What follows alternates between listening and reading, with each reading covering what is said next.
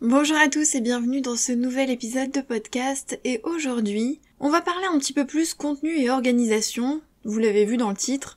Pour être honnête, j'ai piqué l'idée à quelqu'un d'autre. Je suis le compte de Cindy, de Graphic Media, que ce soit le podcast ou le compte Instagram. Et elle a partagé un épisode de podcast. Alors je ne sais plus exactement le titre, je crois qu'il était très similaire au mien, c'est comment est-ce qu'elle fait pour créer autant de contenu par semaine.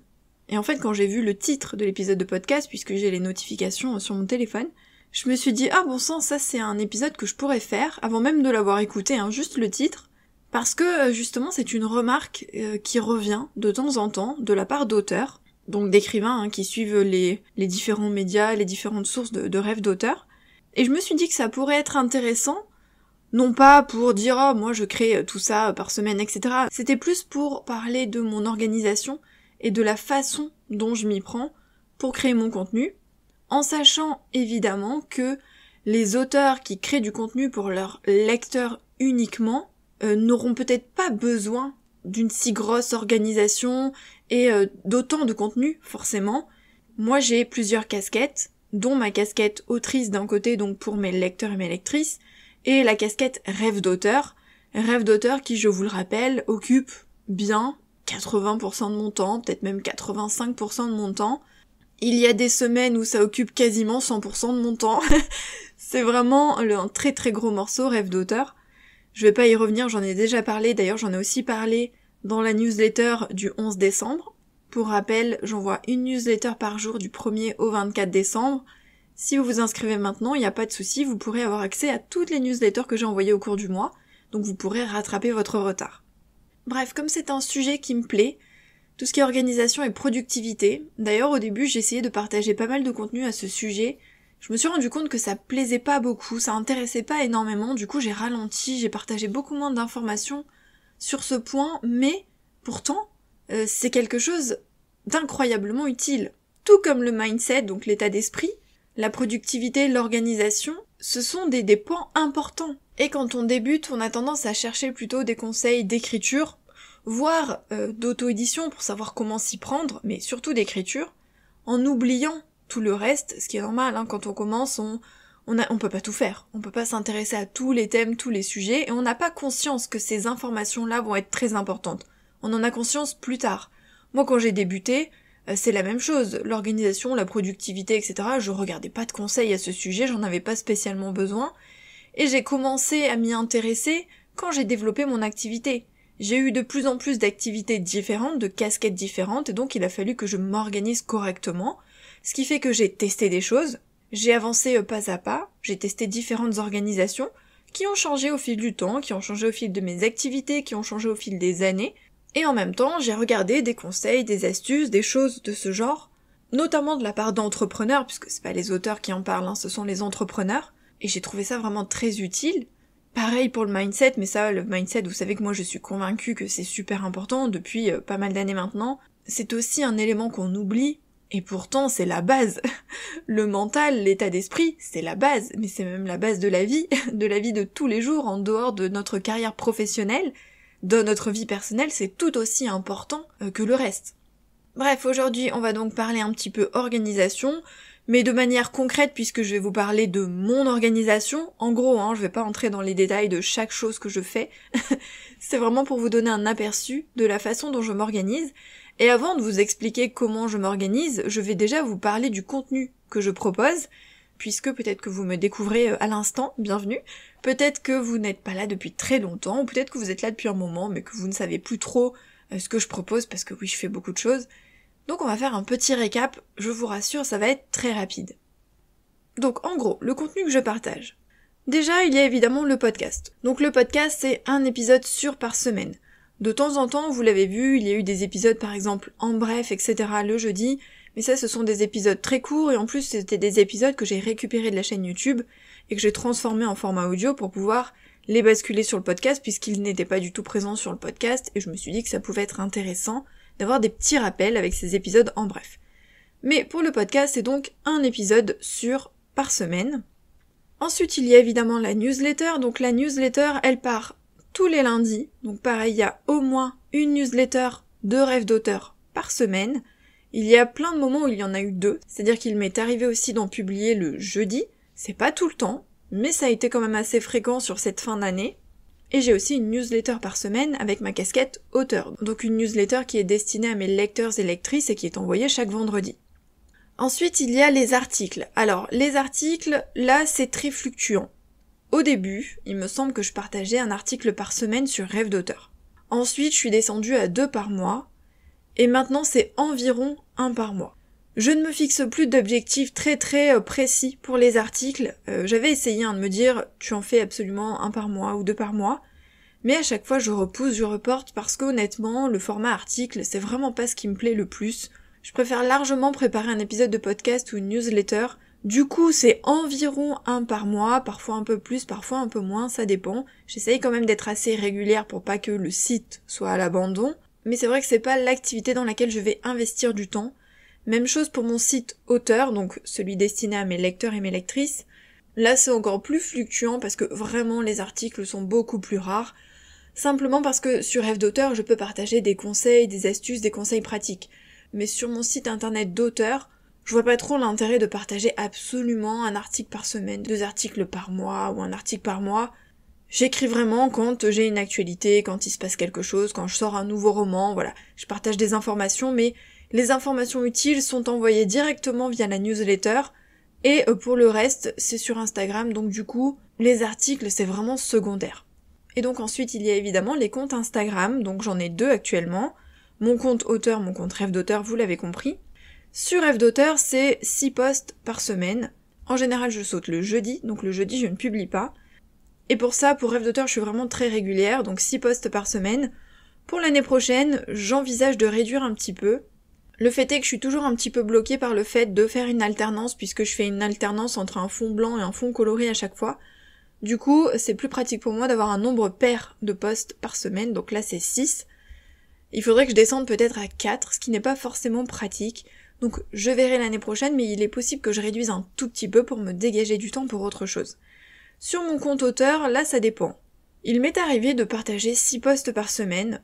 En général, dans les périodes où j'ai moins envie, ou les périodes un peu plus creuses, je descends à 3 ou 4.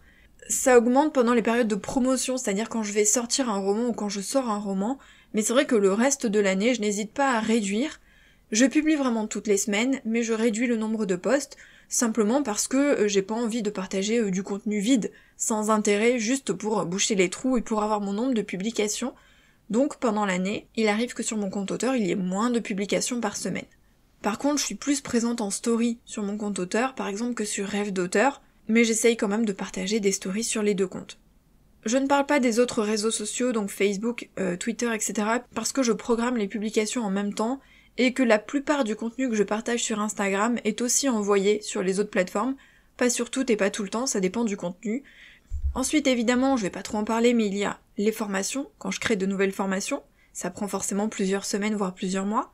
Les services, donc je fais de l'alpha lecture, de la bêta lecture et de la correction. La création de carnets. Là, cette année, il y en a eu beaucoup, mais l'année prochaine, je vais largement ralentir, donc il y en aura beaucoup moins. Mes livres, puisqu'il y a les phases de préparation, d'écriture, de relecture, de correction, de prépublication, c'est-à-dire couverture, résumé, détails techniques, etc. Et de promotion, puisque la promotion, c'est toute l'année. Il y a évidemment toute la partie administrative, il y a aussi la partie technique, donc tous les couacs techniques, que ce soit sur Amazon, que ce soit sur les sites internet c'est là où il y a le plus de couacs et c'est le plus casse-pied. Il y a aussi toute la partie échange, c'est-à-dire les messages que je reçois en privé, les mails, etc., qui me prennent aussi du temps. Mais bon, tout ça c'est en plus du contenu, c'est pas vraiment du contenu pur, c'est vraiment ce qui vient en plus, mais c'est important de le préciser puisque c'est aussi toutes les semaines. Donc concrètement, pour le contenu vraiment pur, c'est Instagram, la newsletter, le podcast et les articles, en tout cas le site internet. Le mot-clé, c'est forcément l'organisation, vous vous en doutez, puisque je ne pourrais pas faire tout ce que je fais sans être un minimum organisé. Et j'en ai besoin, parce que moi je fonctionne avec des planeurs et des listes. J'ai besoin d'écrire les choses déjà pour les extraire de mon cerveau, donc si j'ai des choses à faire, je vais faire des listes, je vais les écrire. J'ai un carnet pour mes idées quotidiennes si j'ai des choses à noter. J'ai des bloc-notes to-do list exprès pour faire des to-do list quand j'ai des choses à faire en particulier. J'ai mon planner aussi pour mon organisation à la semaine et au mois, donc j'ai certains outils, j'ai des outils très précis, c'est-à-dire que je ne m'éparpille pas, mais grâce à ces outils, j'arrive à m'organiser.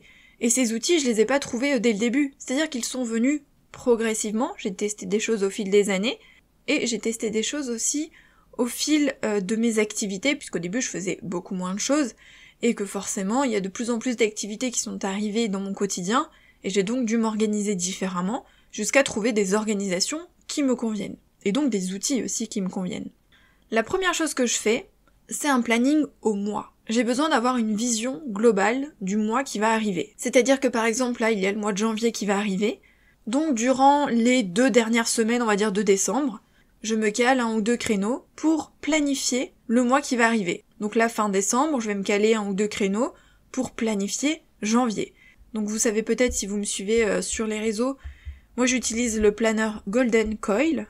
Avant j'utilisais le planner Erin Condren, je l'ai utilisé pendant 2 ans. Et en fait il n'était pas assez flexible puisqu'on ne peut pas modifier le contenu.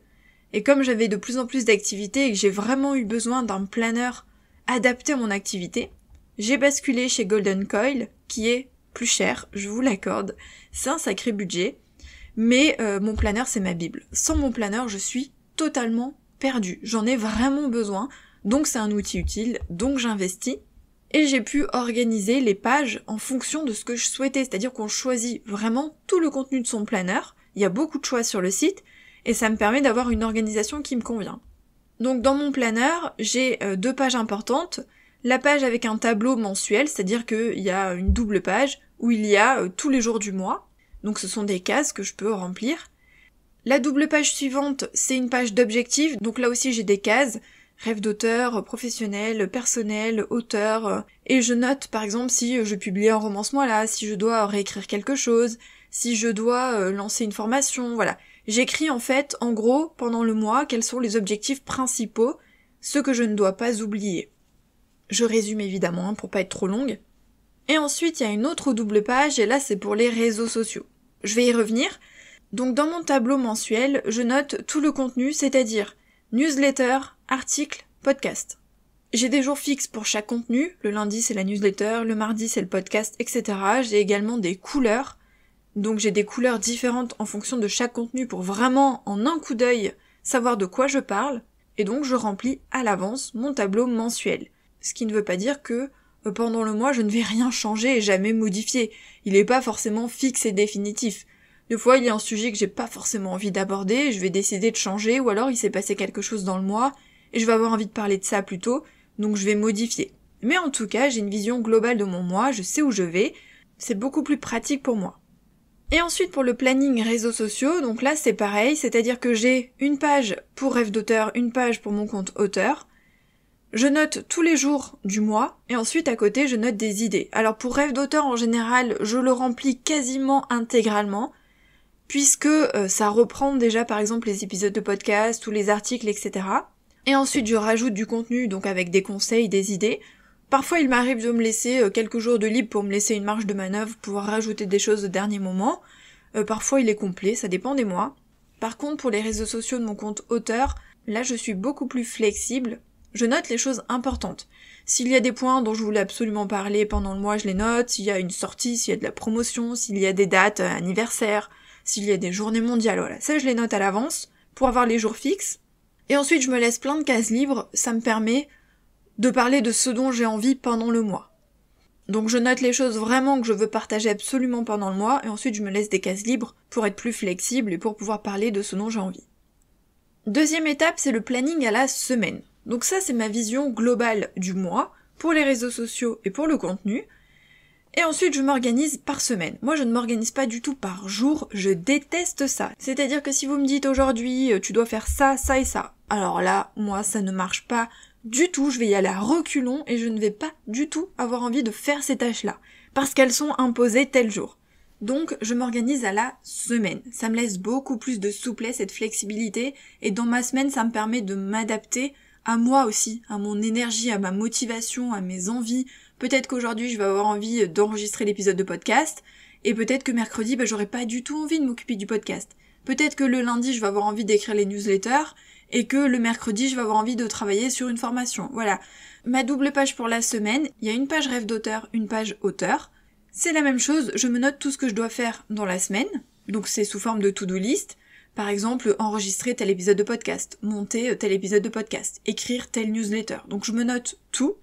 Et ensuite, au cours de ma semaine, je m'organise comme je le veux. En général, j'essaye de m'occuper des newsletters par exemple ou du podcast en premier, en début de semaine pour être sûr que c'est fait, parce que ça c'est des rendez-vous que je ne veux pas louper. Il faut absolument que le contenu soit prêt en temps et en heure. Il arrive que le lundi j'ai envie de travailler sur autre chose, ou que le mardi j'ai envie de travailler sur autre chose, bref, je suis mes envies, mais j'ai quand même des to-do list à la semaine qui me permettent de savoir ce que je dois faire, ce qui est important cette semaine, ce qui est urgent. S'il y a vraiment des choses urgentes, je me les note, s'il faut que je les fasse en priorité. Ça me permet vraiment d'être plus flexible et que mes semaines soient plus agréables. Parce que quand on fait ça tous les jours, tout le temps, que c'est notre quotidien de travailler à la maison, c'est important aussi de se laisser une marge de manœuvre, de se laisser du temps, de se laisser des pauses, d'être plus flexible, de travailler sur ce dont on a envie et pas tout le temps sur ce qu'on doit faire absolument, parce que sinon ça devient vraiment oppressant et c'est très difficile. Et puis mince, travailler à la maison, être son propre patron, faut aussi que ça ait des avantages. Donc je suis pas dans un bureau où on me dit aujourd'hui tu dois faire ça, au contraire, je suis mon propre patron, donc c'est moi qui décide. Et donc ce planning à la semaine, je le prépare le vendredi précédent. C'est-à-dire qu'en fin de semaine, le vendredi après-midi en général, je prends un petit moment pour remplir mes to-do list de la semaine suivante, en regardant en premier mon tableau de contenu, donc mon tableau mensuel, est-ce qu'il y a des épisodes de podcast, des newsletters ou quoi que je dois préparer, des articles à publier, etc. Et puis ensuite je remplis avec les autres choses que je dois faire, ou de peut-être ce que je n'ai pas pu terminer la semaine précédente et que je reporte ou autre, parce que voilà, il y a des fois où le planning aussi fluctue. Il y a des choses que je termine, en général j'essaye vraiment de boucler mes semaines et de terminer toutes mes tâches, mais il peut arriver que je n'ai pas pu faire quelque chose, pas parce que j'avais pas le temps ou autre, mais parce que j'avais pas l'information qui me manquait, ou qu'il y a eu un couac technique ou autre, et du coup je reporte. Troisième point important, c'est le batching, ou le batchworking. Ça, je vous en ai déjà parlé, ça fait plusieurs années que j'en parle. C'est le fait de réaliser plusieurs tâches similaires sur une période donnée. Par exemple, en général, quand je dois écrire une newsletter, je n'en écris pas une, j'en écris plusieurs. Il m'arrive en début de mois d'écrire les 4 ou 5 newsletters que je vais partager pour Rêve d'auteur dans le mois. C'est-à-dire que j'essaye de les écrire à la suite. Alors je fais pas toujours les 4 ou 5 en même temps, parce que parfois je vais en faire 2, et puis l'après-midi ou le lendemain je vais en faire 2 autres. Mais donc c'est de regrouper les tâches. En général quand j'enregistre un épisode de podcast, je n'en enregistre pas qu'un, j'essaye d'en enregistrer au moins 2. Donc quand les tâches peuvent être faites à la suite, on regroupe pour ne pas perdre de temps, donc on fait un maximum. Évidemment, quand je fais un montage d'épisodes de podcast, il est rare que j'en fasse un deuxième derrière, parce que ça c'est beaucoup plus long, beaucoup plus fatigant, et du coup souvent j'ai pas envie d'en monter 2 à la suite. Quand je crée par exemple mon contenu pour Instagram, je vais créer tous les visuels par exemple de la semaine à l'avance. Avant je faisais même au mois, c'est-à-dire que je créais tous les visuels du mois à la fin du mois précédent. Ça me faisait gagner un temps fou. Maintenant j'ai moins envie de le faire, donc je fais plutôt à la semaine, c'est-à-dire que la semaine précédente, je crée tous les visuels de la semaine suivante. À un autre moment, je vais programmer les publications à l'avance. Et ça, je peux le faire, pourquoi ? Parce que j'ai prévu mes plannings à l'avance. J'ai mon planning mensuel qui me dit, tiens, ce mois-ci, t'as 4 newsletters à écrire, voici les 4 thèmes. Ou, tiens, cette semaine, tu vas parler de ça, ça, ça et ça sur le compte Instagram. Et le batching, c'est vraiment quelque chose qui fait gagner un temps fou. On est beaucoup plus efficace, on est beaucoup plus organisé, on a créé notre contenu à l'avance, donc quoi qu'il se passe, il est prêt. Donc si je suis pas là, s'il y a un souci avec internet, s'il y a quoi que ce soit, c'est pas grave, ça part quand même. Et ça évite d'être tout le temps sur le fil du rasoir, de faire les choses au dernier moment, d'être stressé, de le faire peut-être mal, de le faire à contre-cœur, à un moment où on n'avait pas envie de le faire, etc.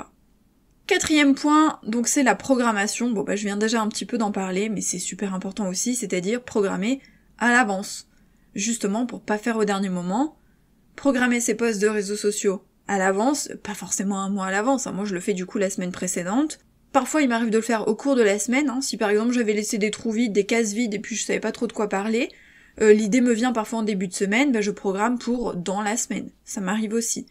Programmer les épisodes de podcast, c'est la même chose, donc je les programme à l'avance comme ça, je sais qu'ils sont prêts à partir. Et en fait, tout ça, ça allège ma charge mentale, parce que par exemple, je sais que pour les 2 prochaines semaines, les 2 épisodes de podcast sont programmés. ou alors que les newsletters sont toutes écrites pour le mois, ou alors que j'ai déjà programmé mon prochain article qui doit sortir. Et du coup, je sais que c'est fait. Ma charge mentale est allégée, je m'en suis occupée, j'ai plus besoin de me stresser pour ça, je peux passer à autre chose. Et donc, dernier point, pour moi, la clé, mon bonheur absolu, c'est de faire des listes. J'aime les listes, j'aime les tableaux et j'aime les listes. J'ai besoin de mes listes. Je fais des listes pour tout. J'ai des listes d'idées évidemment de livres, j'ai des listes d'idées de contenu, c'est-à-dire que j'ai un petit classeur avec toutes mes idées de contenu pour les podcasts, pour les newsletters, pour les articles, pour Instagram, etc. J'ai donc des listes dans mon planeur pour mon organisation mensuelle ou hebdomadaire. J'ai aussi mes bloc-notes to-do list, donc là ça me permet, quand j'ai des tâches, je sais que je vais devoir les faire là pendant la période par exemple, mais j'ai pas besoin d'une semaine fixe, d'ailleurs c'est pas forcément cette semaine. Du coup j'ai mon bloc-notes où je note les choses que je vais devoir faire sous peu, ou avant la fin du mois, ou avant la fin du mois suivant, ou avant la fin de l'année par exemple, parce que c'est des tâches que je peux faire à n'importe quel moment, et donc ça me permet aussi de ne pas oublier. Pour cette année, je m'étais fait aussi un tableau, donc il y avait une grande case par mois, donc sur une grande feuille A4 qui affichait sur mon bureau, et chaque mois, je m'étais noté les formations qui allaient sortir, s'il y en avait évidemment, les carnets, puisque j'ai publié 1 à 2 carnets par mois, du coup il fallait que j'ai une liste précise de ce que j'allais partager, les reliés, puisque j'ai préparé le format relié pour chacun de mes romans, et je les ai dispatchés sur l'année, pour pas tout avoir à faire en même temps. Pareil pour le contenu A+, puisque j'ai rajouté du contenu A+, pour chacun de mes romans, c'était aussi noté dans mon tableau. Donc du coup j'avais un tableau récapitulatif qui affichait sur mon bureau et qui me disait chaque mois quelles étaient les tâches vraiment importantes en termes de publication, de formation, de carnet, de livres, de reliés, etc. Donc moi j'ai besoin de mes tableaux et de mes listes pour savoir où je vais. Encore une fois, ça ne veut pas dire qu'ils sont définitifs ces tableaux ou ces listes. Je peux les modifier au cours de l'année, il n'y a pas de souci. Mais ça allège ma charge mentale, ça me permet de savoir où je vais, d'être organisée, d'être plus sereine. J'ai besoin de cette organisation, de voir à l'avance pour être plus sereine. Et ça c'est vraiment important en plus quand on fait beaucoup de choses parce que quand on a beaucoup d'activités, il faut un minimum d'organisation, sinon on ne s'y retrouve plus du tout. On oublie, on inverse, on confond, on ne sait plus où on en est, et là forcément on est beaucoup moins efficace. Donc mon but c'est pas d'être productive au sens où il faut publier ou partager beaucoup, c'est d'être productive au sens efficace. Moi c'est en ce sens-là que j'entends le mot productivité, pour moi c'est efficacité. Donc c'est faire les choses de manière efficace et organisée, pour que ce soit clair, pour que ce soit limpide, pour que ce soit plus facile. Évidemment, toutes ces informations valent aussi pour des auteurs qui ne publient que pour leurs lecteurs. Vous pouvez du coup vous organiser en partageant, imaginons, des vidéos sur TikTok, et puis vous avez aussi du contenu sur Instagram, et puis peut-être que vous avez une newsletter, et puis un site internet avec des articles sur votre blog. Mais c'est la même chose, vous devez créer du contenu, en plus de vos livres, en plus de l'écriture, de la réécriture, etc. Donc il faut être un minimum organisé pour que ça ressemble à quelque chose. Et pour ne pas abandonner, c'est-à-dire laisser à l'abandon son site internet, sa newsletter ou son compte Instagram pendant 1 semaine, 2 semaines, 3 semaines, 1 mois, 3 mois, et puis y revenir, et puis repartir, et puis ne plus savoir quoi publier, puis ne pas savoir ce qu'on a déjà dit.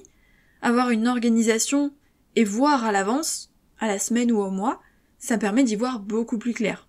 Il y a aussi des entrepreneurs qui s'organisent par trimestre ou par semestre en plus de l'organisation au mois ou à la semaine, voire à la journée. C'est intéressant, j'y ai pensé pour l'année prochaine, je me suis déjà fait un petit récap pour le premier trimestre et le deuxième trimestre. C'est vrai que moi je fais aussi une programmation à l'année, mais pour les points phares, par exemple, je sais à peu près combien de formations je veux partager et quel mois, quel livre je veux publier, mais bon, je change tout le temps mon planning en fonction de ce qui intervient au cours de l'année, parce que voilà, il y a la vie aussi. Mais avant de commencer l'année, j'ai une idée de ce que je veux publier, etc.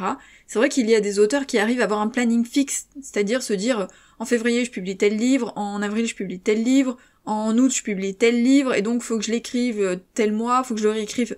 Bon, moi j'avoue que ça j'ai un peu plus de mal, parce que vous le savez, j'aime bien suivre mes envies et le faire par plaisir.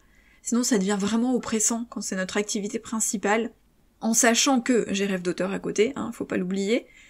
Donc c'est vrai que même si je me fais une planification à l'année, je note toutes ces informations, je la suis pas tout le temps, ou en tout cas je la modifie beaucoup au cours de l'année, et je m'adapte, voilà, je m'adapte à mes envies, à mon état d'esprit, à ma fatigue, à ma vie au cours de l'année. Je reste flexible et cool avec moi-même, je me mets pas trop la pression, parce qu'encore une fois, quand c'est notre activité principale, c'est encore plus difficile, et ça peut vraiment devenir très néfaste, très anxiogène, voire aller jusqu'au burn-out. Et moi, ça, c'est des choses que je veux pas du tout faire. J'ai décidé de travailler à mon compte et d'être chez moi. C'est pas justement pour me foutre encore plus de pression que quand je travaillais à l'école ou pour une société. Donc, j'y vais à la cool. Je publie quand même, je suis régulière, je partage des formations, voilà, je suis présente. Mais je suis aussi plus souple et plus flexible, plus sympa avec moi-même, puisque je suis mon propre patron, et que j'ai pas envie de me prendre la tête et que j'ai pas envie d'être encore plus stressée qu'avant.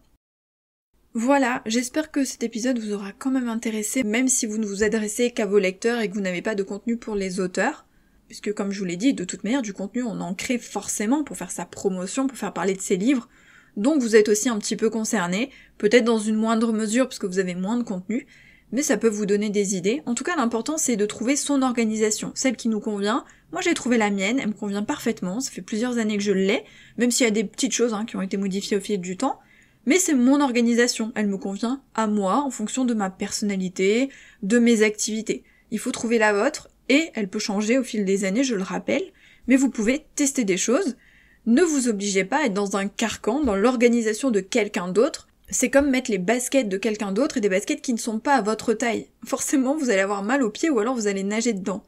Il faut trouver votre façon de faire, votre organisation, celle qui vous convient à vous. Et pour ça, on teste, on essaye, mais on n'hésite pas aussi à mettre de côté ce qui nous convient pas et à garder ce qui nous convient. Et ne vous stressez pas, de toute manière, ça va venir au fil du temps, ça va venir même assez naturellement, puisque vous allez vous diriger vers ce qui vous convient justement, si vous vous écoutez en tout cas, et que vous ne vous obligez pas à n'écouter que les autres et à ne pas vous écouter vous-même.